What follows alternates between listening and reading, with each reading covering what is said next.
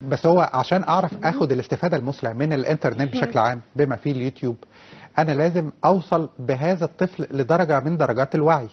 حلو. انا هنا بعول على المدرسه وعلى البيت. حلو. هل المدرسه بتلعب دور في ده؟ اكيد. لا مش اكيد، انا لا مش عايز المفترض يا دكتوره غاده، انا عايز الواقع. هقول لحضرتك ازاي. اه احنا دلوقتي مثلا المدرسه، في ناس كتير كانت بتهاجم الموضوع ده في ان احنا حطينا ماده اللي هي تكنولوجيا المعلومات. لا بالعكس، ده قرار عظيم.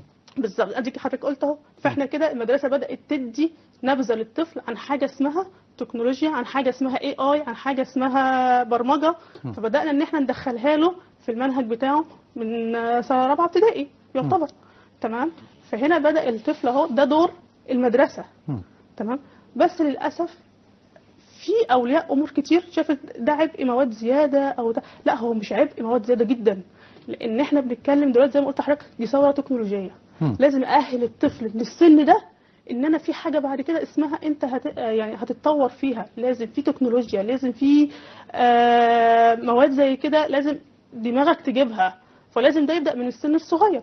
فده بالظبط، فده اللي عملته فعلا الوزاره، اللي هي نزلت حاجه زي كده من سن رابعه ابتدائي. وطبعا السلسله الجديده اللي هو مكمله المشروع معانا. اللي ابتداه الدكتور طارق شوقي. بالظبط. وده طبعا مكمل معانا دلوقتي في اولى اعدادي في السلسله الجديده. وده كويس جدا. ممكن ان انا مثلا خليت الموضوع ده برضو دي حاجه كويسه من وزير التعليم، ان هو خلى مثلا تكنولوجيا المعلومات خارج المجموع في اولى اعدادي.